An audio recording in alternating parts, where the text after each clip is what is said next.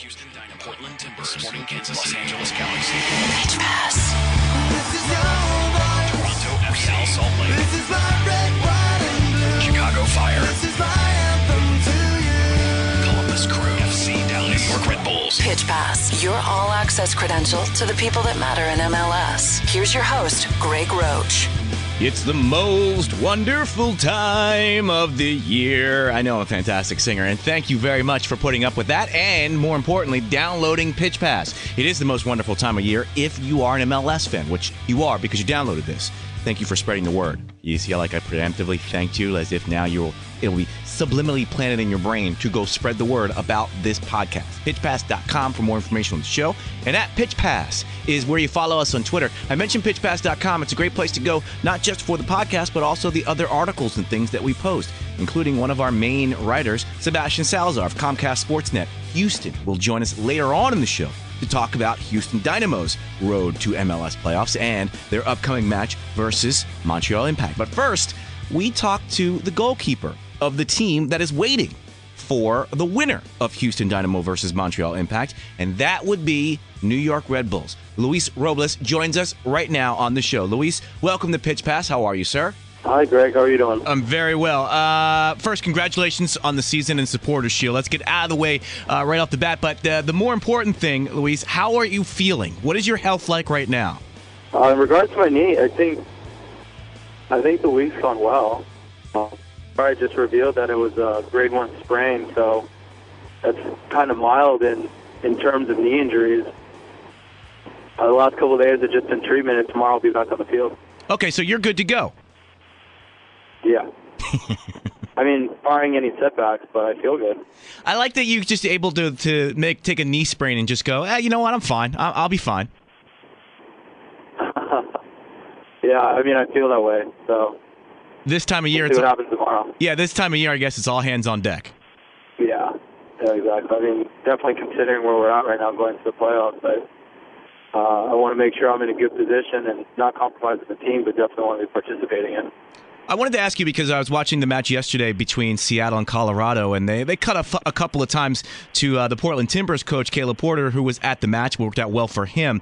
But it got me thinking about prepping and watching a game, which you will do this evening for Houston versus Montreal. How do you prepare for that? And I know you're just going to execute your game plan, but is it a situation where you'll watch the match tonight just to pick up something on either team? I don't think there's going to be any surprises since we played both teams 3 times this season. But I guess my philosophy on watching an opponent is twofold. The first is I think it's important to know what they have on the field as far as the product goes. But then I don't want to watch too much because I feel like you end up psyching yourself out. Like, oh, they've got this, and you overanalyze situations. So it's one thing to be aware. It's another thing to allow it to play too much into the equation of preparing for a match. It's a good point. Will you watch the match at all, though, or will you try to do your best to watch it as, say, absolutely. a spectator? I mean, I watch it from a spectator standpoint with the undertone of being aware of what's going on, but, I mean, it's 2 good teams with a lot on the line, so I think it should be a good match tonight.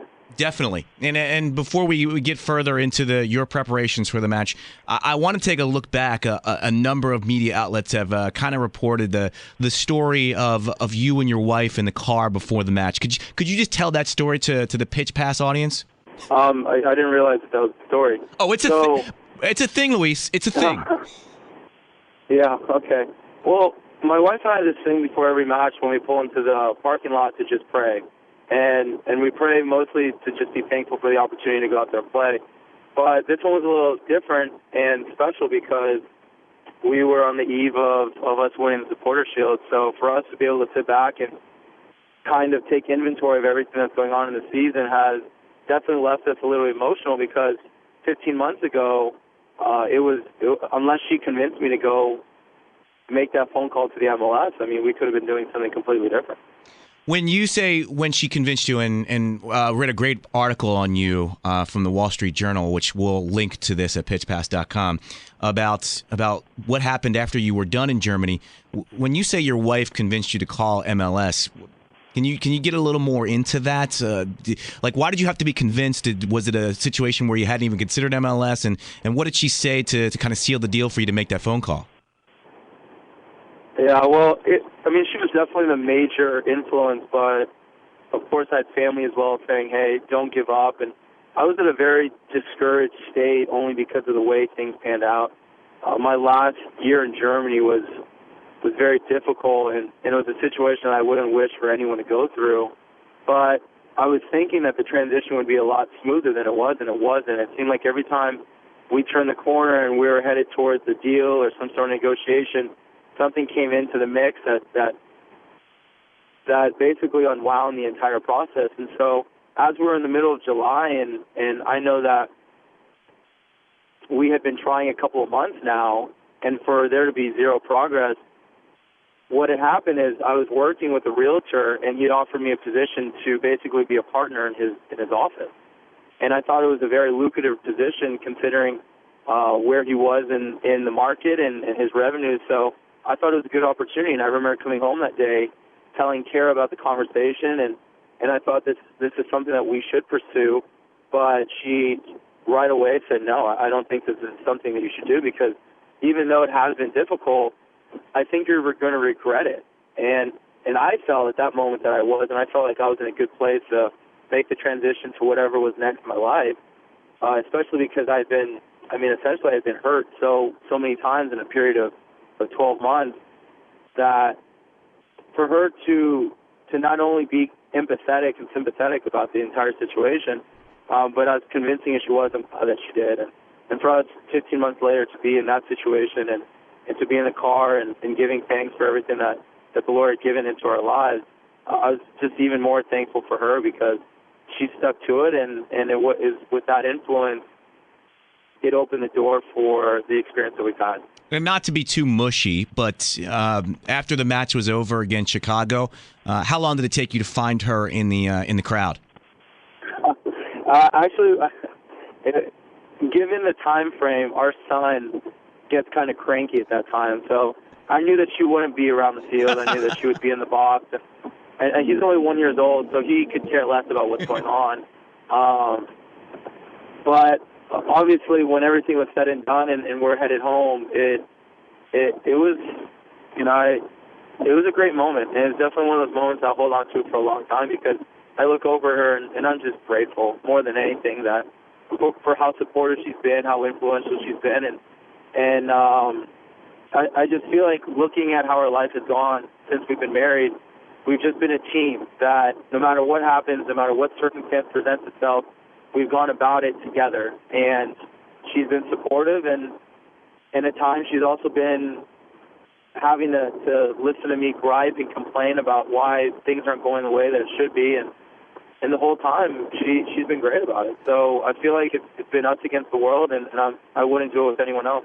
Well, here's the only thing I will change when I license the movie rights, Luis, and that will be she will be pitch side and will be the first person you scoop in your arms as the credits roll. All right?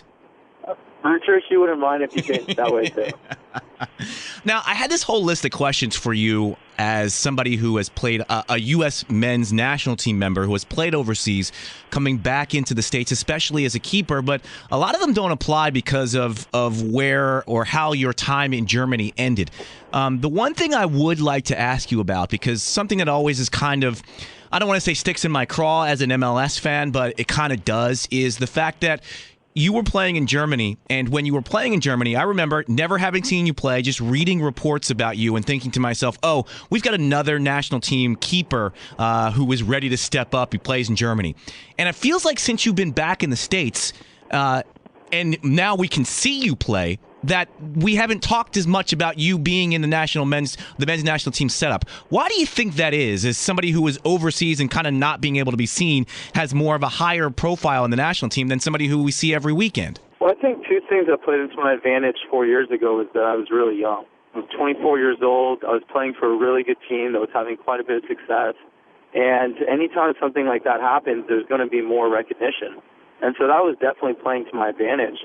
Now, one thing that happened with the national team that ended up being a detriment is, with me staying with the team at Gold Cup, I essentially lost my position.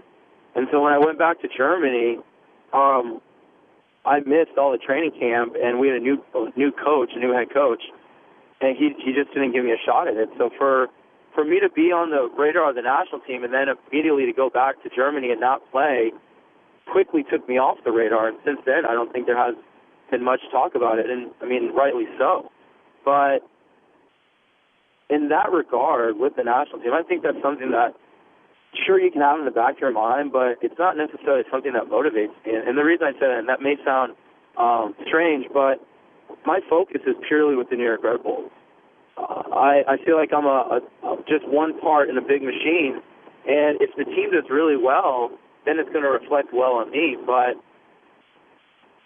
for our team to accomplish some of the things that we've done this year, it's been fun to be a part of. And so if that ends up parlaying into some opportunity, so be it. But it's not something that I can control, nor is it something that I stress too much about, because it's completely out of my control. Yeah, and I see your point. I don't know if I answered your question, but I mean that's just my general perspective for it. No, you totally did, and I think as an MLS fan and a guy who wants the American League to be a successful league, I just think sometimes we take for granted the players that are playing in MLS because we see them all the time, and I don't know, maybe it is. Whereas when you were playing over in Germany, we never saw you, and yet everybody was clamoring for you to be captain. I think and I would assume you agree, you're a better keeper now than you were at 24. And my whole thing is, I just don't want people to be taken for granted just because they're in MLS as opposed to not seen in Europe. Yeah, no, I definitely agree. And one thing that I'll share with you as far as my perspective coming back is, in 2007, when I got drafted by DC, I think the league was in a completely different stage. And there was some underlying rumors of, is the league going to sustain itself? And that was really before Beckham came about and did some wonderful things for the league. But to come back 6 years later and see the type of product that MLS presented is phenomenal. And I can see why, when I was leaving, the amount of Germans that were interested in asking me questions about the MLS that I really couldn't answer because I didn't have any experience or know anything about the league. It's very attractive. Not only is it attractive because of the lifestyle that comes with living in America, but it's become a quality league. And I think that everyone from the inside and on the outside is optimistic about the direction that the league's going. And another question that is unique to your situation, and that would be Mike Petke versus Hans Backe. You've played under both guys. How important or how much of a reason for the success that you guys have had, and Mike Petke in particular, is from the fact that he knows the league so well? I think it would be an unfair assessment for me to evaluate or compare or contrast the styles of coaching because I was only there for a couple months. And when I was there with Han, it was towards the playoffs, so it could be a completely different situation than if I was there during preseason. But I will speak to a young coach and someone who's experienced the league. And there's definitely intricacies within the league that a foreigner would have no understanding about. And I think even looking at our general manager, Andy Roxburgh, it's taken him a better part of the season to understand allocation and re-entry draft. I'm sure there's still things that he doesn't completely understand. But with that being said, he's surrounded himself with the right people, and having Mike in charge, who does understand those things, and Ricardo Campos, who does understand those things, has helped us find the right players. And if you look at our team, just each position, there's so much depth. So they found ways to kind of work around all the different rules and loopholes that the MLS presents, and that's why we have been successful. You grew up in Arizona. You played in Germany. How aware were you through the fan base of the, I don't want to say futility because now it's over, but the trophyless case of first the Metro Stars into Red Bulls, and how important was it for you guys to take that off of the weight of the franchise and, more importantly, the fans? I was not aware of it until this season. It actually kind of blew my mind because I knew that the Metro Stars was one of the original franchises that they were trophyless, and it wasn't on our radar until towards the end. Mike did a good job, our captain did a good job of making sure that we're focused each and every week at the task at hand. So it was not until the last couple weeks that did it really become a topic of conversation, and I think.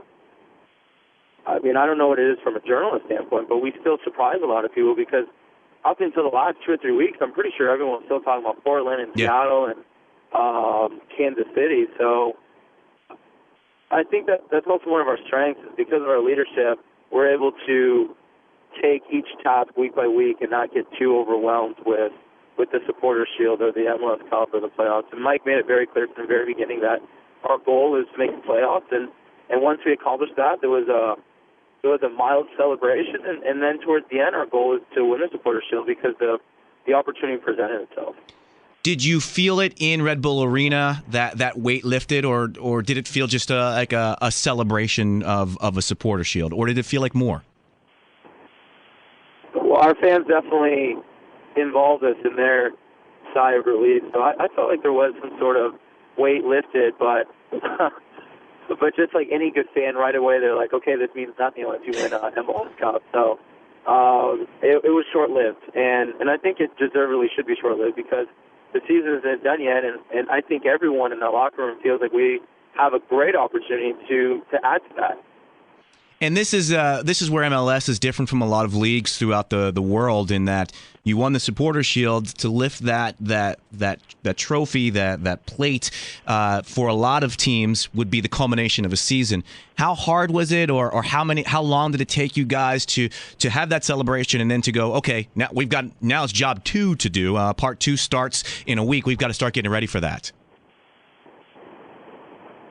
I mean, I'd be lying to you if we had a big celebration. The celebration consisted of everything that you saw post-game because everyone does understand that there's still more to the season. We qualified for the playoffs. We have the number 1 seed, and we're not necessarily satisfied or complacent with what we've accomplished so far. There's still more to be done, and I think that's the right mindset to have going into the playoffs.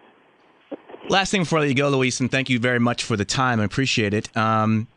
I am trying to be a fantasy football commissioner for next season.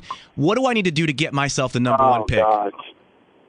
Oh, man. Well, supposedly you have to cheat. Yeah. And I was not prepared for this question, but I've been receiving that comment each and every week. And there was actually a different thing we had going on. We had this Pick'em League, and everyone was involved, staff, coaches, backroom staff, all the players. And so we started off with about 50 people, and I was the quote-unquote commissioner for that league as well. And so I'm getting it from 2 ends, whether it's fantasy football or the Pick'em League. And it was funny because after the, what game was it? It was Houston.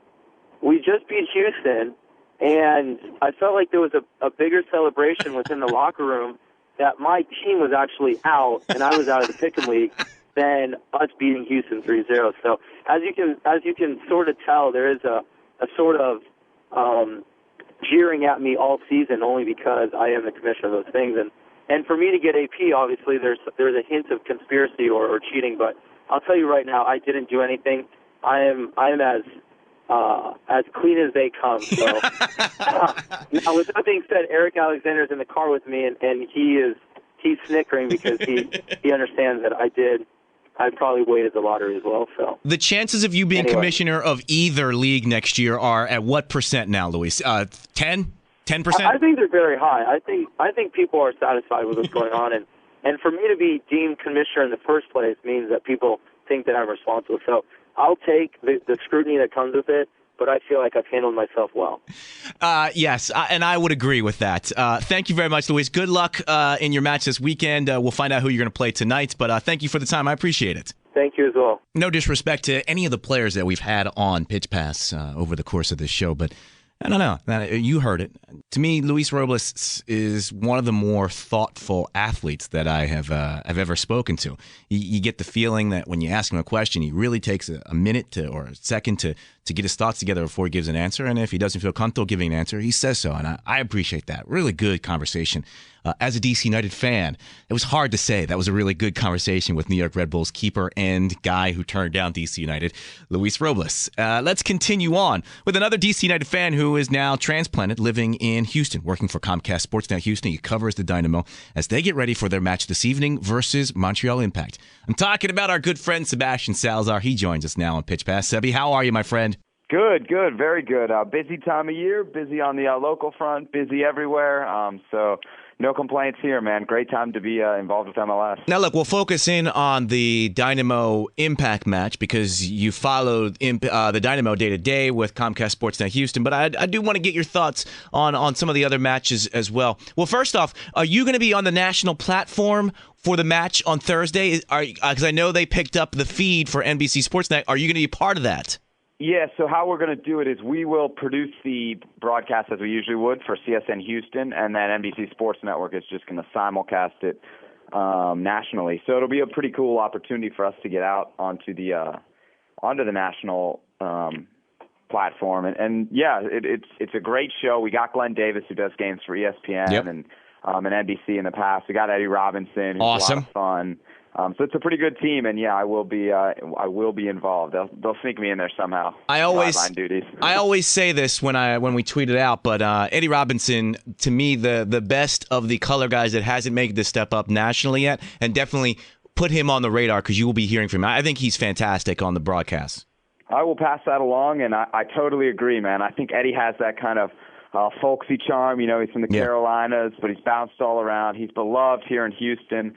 But he's not afraid to tell it like it is. You know, it's been an up and down year for the Dynamo, and I think a lot of guys, as close as Eddie is maybe to an organization or a locker room, may have tried to pull some punches. But Eddie has not. You know, he says what needs to be said, but obviously he has great insight into that locker room, and I think it really comes through on our shows. Well, you mentioned the up and down nature of the Dynamo. Let's get into the match because since August on this show, I've been kind of trumpeting well, you know what? Houston's just lying in wait, getting ready for the playoffs. And once they make the playoffs, that's the team you want to look out for because they've done it so often in the past.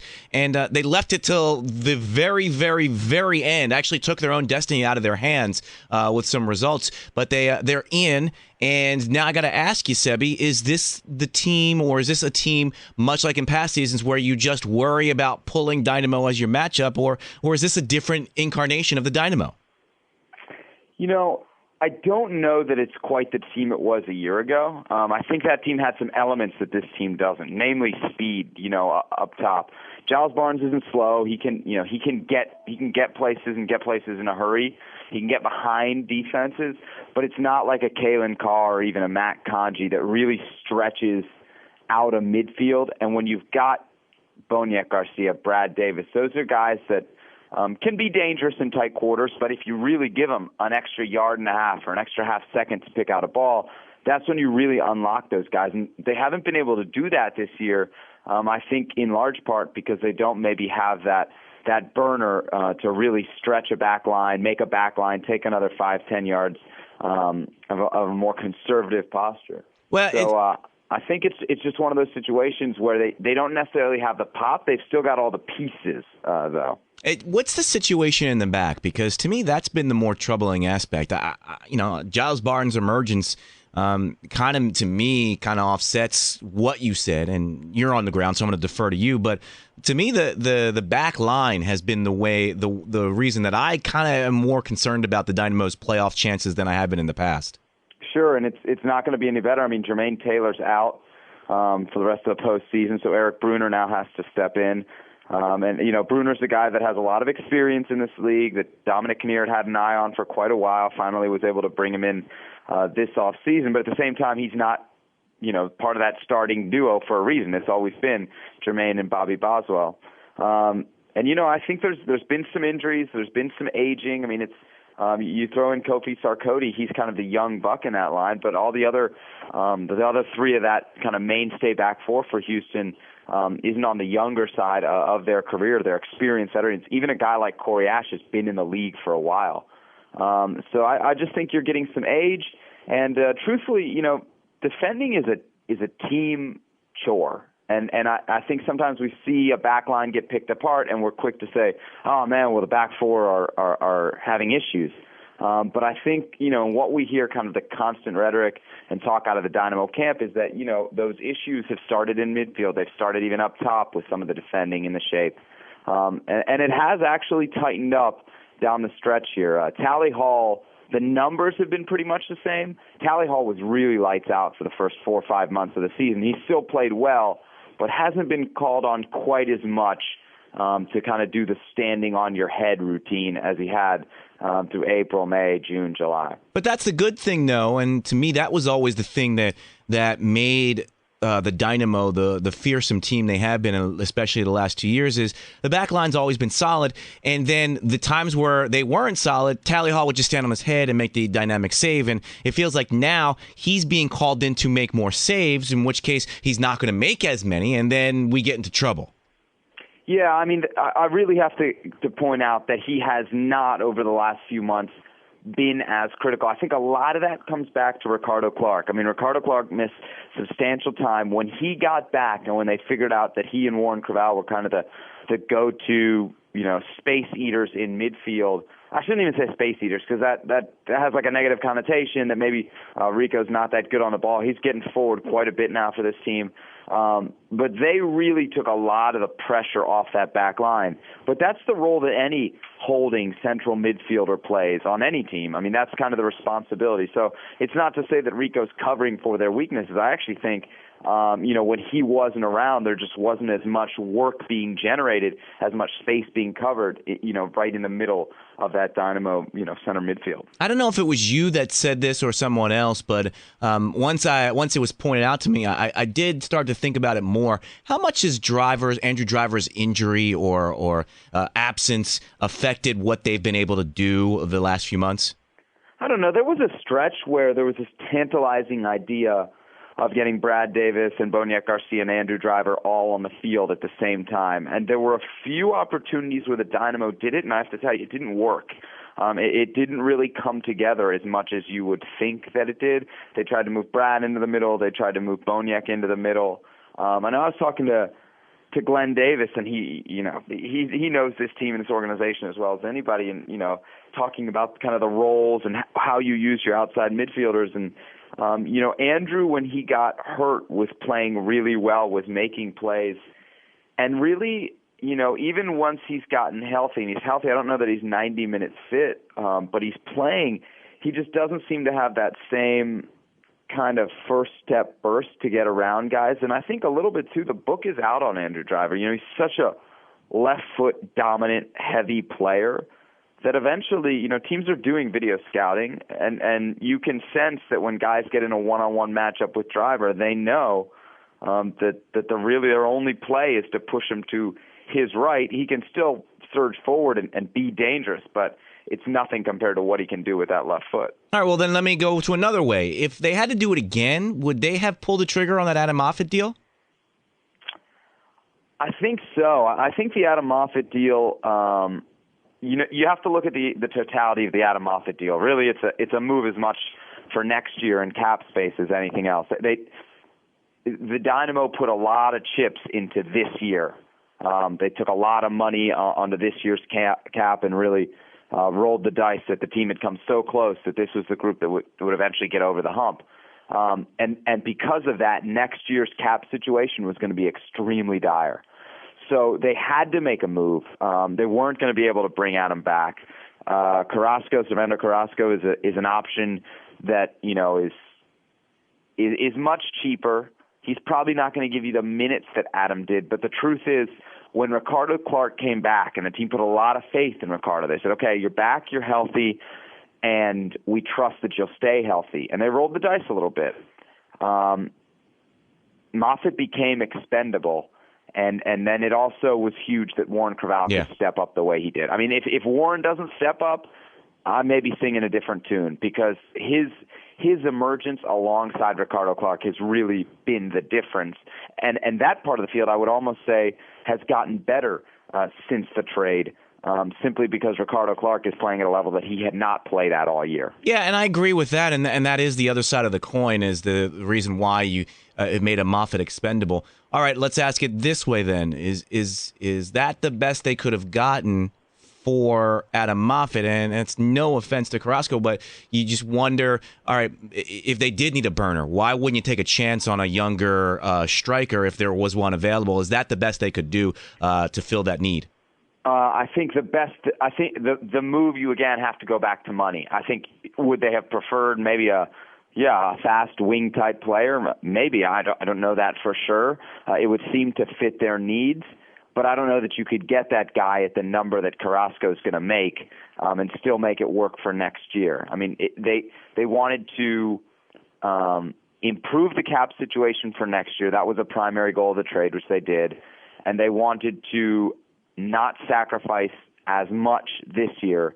And they accomplished both with bringing in Carrasco. And I actually think he's a guy that could stick here in Houston, just in terms of his attitude, the way he fits into the locker room, and his versatility in midfield. Dom really likes guys that he can move around. And, Carrasco's a guy that can eat up a lot of space, but is pretty comfortable on the ball in that holding midfield role. So I wouldn't be surprised to see him stick around and maybe eventually become an Adam Moffat-type player, in which case it worked out perfectly. Okay, so then you mentioned the lack of speed up top, or at least the blazing lack of speed. Did the Dynamo figure at this point in the season that Cummings and Carr would, if not be all the way back, at least between the two of them, give one of them an option to be that burner? And how big of a loss is it that neither of them have emerged? Roche, they didn't figure it. They banked on it. And it wasn't this time of the season. It was 3 or 4 months ago. Cummings just never got healthy. And now that he's I still don't know that he's Omar Cummings 2011 healthy. I don't know that he'll ever get back to that. But even, just watching the CONCACAF Champions League game the other night against Árabe Unido, he does not look comfortable in front of goal. He doesn't look like a guy that is riding a wave of confidence. Some of that surely is rust, right? He hasn't played.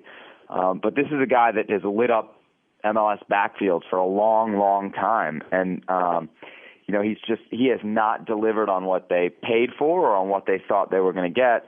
The Kalen Carr thing was always trickier, right? He did his ACL on December 1st, had surgery, I think, within a month.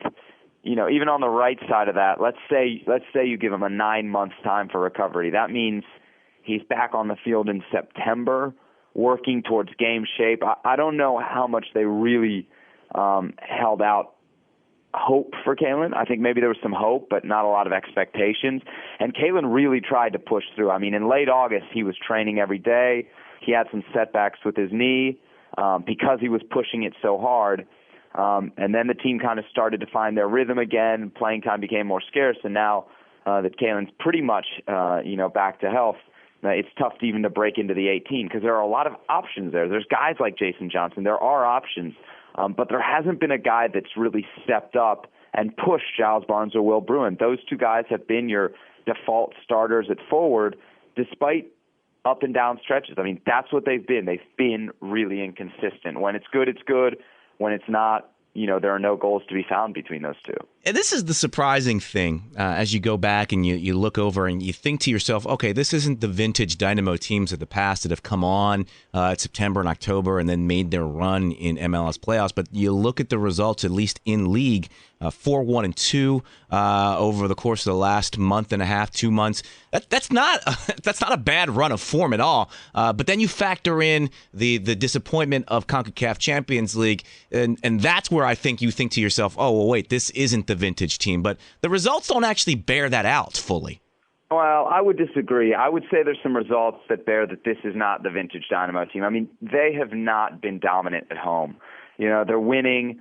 They're getting some results. But, I mean, New York came in here and won 3-0. They came in here and won 4-1. I mean, those are results that Houston has never suffered before here in Houston. So there's definitely something different about this group. The dominance at home is not what it once was. And maybe there's a way that you can reestablish that. But Tally Hall was talking about it the other day. Like that's a month-long, year-long thing that you look to establish. Now, if they string together some results here at BBVA Compass Stadium over the next couple of weeks, people might start buying back into that mystique. But right now, if you've watched what New York has done the last 2 times they've come down here, you're not buying into the BBVA mystique. You're not scared to come down here. And I think for a long time, if you put the Dynamo, the playoffs, and a game in Houston in front of somebody, it made them tremble a little bit. I don't get that same sense around the league. Okay, so does that make the playoff game in BBVA versus Montreal less impactful, for lack of a better term to put it, for the Dynamo than it would have been in years past? Well, I mean, I don't know. I think you'd rather be in Houston only because Montreal is so bad on the road, right? I mean, it's one thing that maybe BBVA isn't as intimidating as it used to be, but Montreal is still not good away from home. And I think the last time they came here, that kind of played itself out. Montreal is not the team that dismantled Houston 5-0 earlier this summer. I mean, that's kind of a distant memory. And the last time they played here, Houston really had the better of the run of play. Granted, Montreal was missing a lot of people. But I think the point is you have to look at this team. They ought to be the favorite Thursday night. But when you start talking about going up against the New Yorks and having to go to Kansas City, that's when I think, this team is going to have some really special performances from guys that have maybe not delivered special performances yet this year to survive those type of matchups. 180 minutes against New York is going to be very difficult for this team. All right, so last thing then, because I don't know if anybody's gotten the vibe listening to this. It's just, there's nothing you can put your finger on as to this Dynamo team. And, you kind of alluded to the age question. This isn't an old team. This is a team, you look at Boswell, he's early mid-30s. You look at the same thing with Ricardo Clark. But the rest of the team isn't old. So is it just a matter of the reason? And then that's why you look at the guys and you go, this is the spine of this team is the same as it's been the last 3 years. So is it just a matter of this team is a little more older than we think they are? They've got a little more miles than guys who are their age would normally have? When you've seen a team play together for so long, you tend to think of them as older, like as you've said, than maybe they are on paper. I just don't know that this team has ever at any point this season flashed a great game of soccer. And to me, that's maybe the story of the 2013 Houston Dynamo is that they never really hit potential. They never hit potential with Kalen Carr. They never hit it with Omar Cummings. And they've kind of plodded along. They've got enough talent to be a very good team. And so they win the games they're supposed to win, and they win some games that maybe say, okay, that's a pretty impressive result. And every once in a while, they'll beat DC United 4-0 or they'll beat Chivas USA 5-1. But against a really good team, I don't know that I've seen them have a great game yet. And that's what I keep coming back to with this team. Whether it's international call-ups and injuries, this has been a season disrupted for Houston. They've never really gotten in sync. They've only now settled on an 11, and that 11 does not include an in-form striker that you can count on in the way that you would count on a Keane, DeVayo, even an Henry, these guys that you say are proven late-season goal scorers. Will Bruin had a heck of a run last year. I don't know if he can duplicate that. Giles Barnes has scored some goals, but again, it's 2 weeks on, 3 weeks off, 2 weeks on, 3 weeks off. So I think every year we assume that the Dynamo will be poised for a great run, and maybe they have that in them this year. I'm not saying they don't. They definitely have a chip on the shoulder, and they're playing that up again, that they're being counted out. But I believe in what I've seen, and I've not seen this team yet play to the level that puts them, in my mind, in an Eastern Conference final. You've painted some doom and gloom, but then on the other side, we've talked about the impact. We talked about their form recently. We've talked about their road form. I don't think not having Nesta is as big a deal as others are saying. To me, and I talked to Amanda Stein, who covers the impact earlier this month, and it was a situation where it almost felt like he had already checked out as saying, all right, this is the end of me, and I'm fine. So I don't think losing him or not having him is a problem for the Dynamo or for the Impact. What do you foresee Thursday in Houston? I see a quick start from the Dynamo. I really do think they kind of get off on this one. You can say what you want about Nesta, but I mean, with him in the lineup, they've won 12 of their 14 games, and without him, they've only won twice. So 12 of their 14 wins, So, I mean, they do better with him in there. This Lefebvre kid, the academy product, probably gives you more side-to-side cover than Nesta does. But I don't know that you're better off. I still give a center back, and I say a center back's best quality is often his brain, and you're just not going to find a better brain than Nesta. True. And Nesta has played extremely well, especially in that game 5-0 when the Dynamo lost up there. I mean, it was 5-0, and it felt like 5-0 for a long time. It wasn't one of those games that there was some late scoring, but didn't get out of hand late. Montreal dominated in large part was because of how he organized that defense and how little breakthrough the Dynamo got all night. So, but I think the Dynamo win this game. I think they're at home.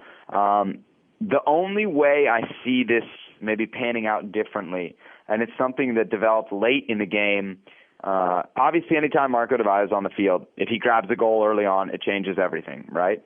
But Andrew Wenger really created issues for the Dynamo when they played here in October, in early October. He got behind the Dynamo defense after coming off the bench 2 or 3 times, but he couldn't finish.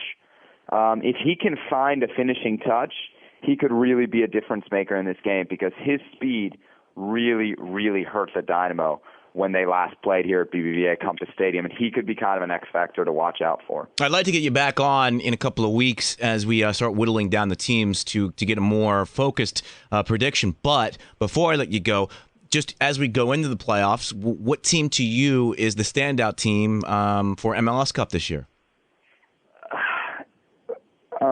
Everybody says, like, you got to respect LA, right? It's so cliched. Well, until they don't win. Yeah. And like, my brain agrees with that, but, like, screw it. I just can't say LA because everyone else is saying it. I just really like Real Salt Lake. I watched them, and I like what they do. I like how they move the ball. I like, having heard Jason Christ kind of describe what he does. One of the cool things about doing these NBC games is you have these production meetings and you get to talk to the coaches kind of off the record about why they do what they do and how they see the game. I just really think they're well run, and I think that matters in elimination soccer. And I think they have a lot of options so that if they get into a matchup that's not working 20 minutes in, they can either tactically change something or from personnel change something. I think this is a run. You throw in the fact that they've got one of the hottest goalies in the league, and I really like RSL to make some noise in the West and eventually take it all. It's hard to say anything about. It's hard to go against LA. It's really hard to go against New York, especially when I've seen what they've done, like I said, in their 2 visits to Houston. But at the end of the day, man, I've got to go with the team that's impressed me the most, and RSL's been that team. I like that because you're right. Everybody is going LA. But the same reason why you really can't go Dynamo, you should be able to say the same thing about LA is that, okay, just because they've done it in the past doesn't mean that this is a vintage Galaxy team. And the other side of the coin is everybody's going Red Bulls because naturally they are the Supporter Shield winners, so they probably are the prohibitive favorite going in. I like that you went a little bit off board, not crazy, but a little bit off board with your Real Salt Lake pick. Yeah, I don't think taking Real Salt Lake as a MLS Cup pick is going far off the board, right? But I just, we keep, and it's the same with LA and Houston because of the last 2 off seasons. I think with LA, you can still count on some things. You can count on guys to play at a certain level that you don't have those guys producing in Houston. Giles Barnes has had a great season, but you can't compare it to what Robbie Keane has done. Brad Davis has had a good season, but you can't compare it to what you expect from Landon Donovan. And so I think those differences make the difference between – I get it why people have a lot of confidence in L.A., and I would understand why people have confidence in Houston. I just wouldn't go overboard with it based on what we've seen the last 6 months. Yeah, but it's just interesting because the obviously the thoughtful pick is Red Bulls because of the form they're in and because of what they just won. You're never going to go wrong picking Galaxy after back-to-back cups. The sexy pick is Portland because of what they've done. So in a way, even though it's a common sense pick to go Salt Lake, it is an under-the-radar kind of pick because of all the other options that are out there. Yeah, I mean, Real Salt Lake basically like I said, I just really come back to the way they play and their versatility. I think in tournament knockout soccer, you have to have a coach that's willing to make quick moves, and you have to have flexibility in your roster to change what you're doing in case a matchup gets out of hand. You can't afford a bad 45 minutes. If you're down 3-0, as we've seen happen, whatever happens on the road leg, you're done. So I just really like the fact that I think they can change on the fly. I've seen them do it live. I've seen them start a game one way, change it, and be very effective in that change. And that's a trump card that I don't know that everybody else is playing with. Well, it's always a pleasure, Sebi. Thank you so much. And again, we'll talk to you a little bit later on, whether the Dynamo are in or out for the MLS playoffs, just to get an overview as we move ahead. Thanks, man. No problem. Anytime, Roach. Pitch Pass. This is your voice. This is my red, white, and blue. This is my anthem to you. For more show information, go to pitchpass.com.